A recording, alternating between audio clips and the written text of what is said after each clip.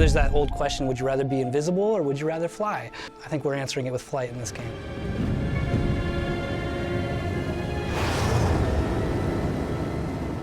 Dark Void was something that kind of organically fell into place. In the beginning, when we were initially talking with Capcom, we had, we had a guy with a grappling hook.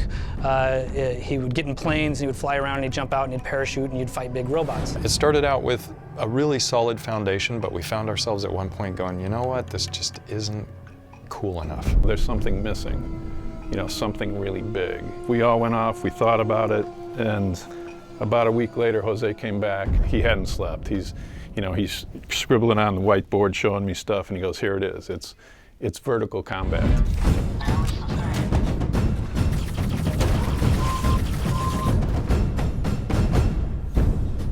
On a horizontal surface, I'm in cover, and if I stand up and get off that cover, I'm standing up and I can run around it.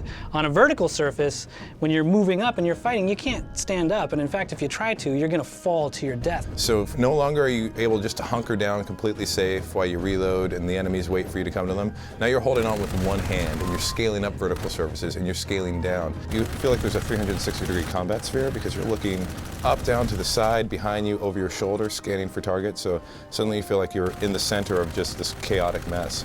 Vertical combat started to stretch the whole project into ways that we never anticipated.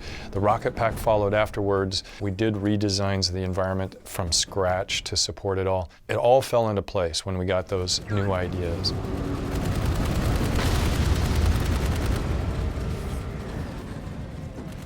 The jetpack is not perfect, and that's one reason why it's awesome.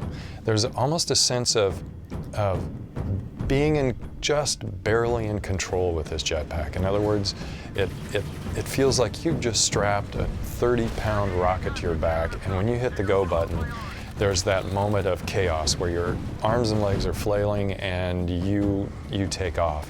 When I was a kid, I used to be on rope swings a lot, and that was kind of fun. There's always that moment where right after you get off the rope swing, there's that, ooh, you have that moment where your stomach kind of drops out. I think that's a fun feeling, and hopefully we can capture some of that in here. そうですね、やっぱりワクワクする感じっていうか、本当にアドベンチャーの世界に入っていた感じっていうかですね、やっぱり空飛ぶっていうことは、実際には人間はできませんけども、本当に自分が、飛んでですね。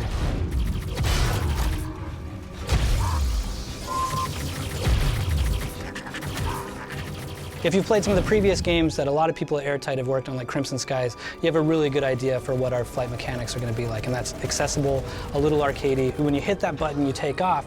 We want it to feel like, okay, cool, I get it, I know how to fly this thing. This is a game where we want you to just have a blast, either on foot or flying.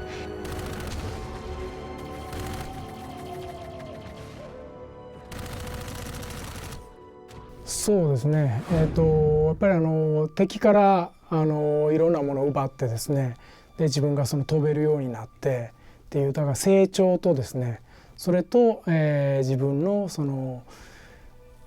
なんていうかな、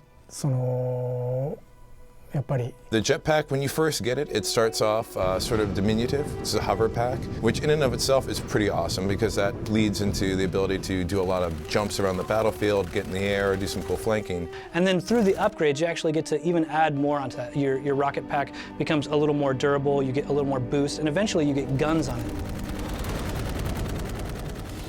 And so what we're trying to do is give the player a number of different experiences instead of just one over and over. You've got your guns, you're hitting cover, you're blind firing. And just start meleeing and taking them out. So you could be on foot sometimes, you could be doing vertical. You're zipping around through all these different canyon areas. Eventually you're jumping onto UFOs, running around the outside of it. You're sort of ducking and weaving from the pilot. Trying to piss off the robotic guy inside, so he opens up his hatch, jumping in there. Expose the pilot, bust him in the head.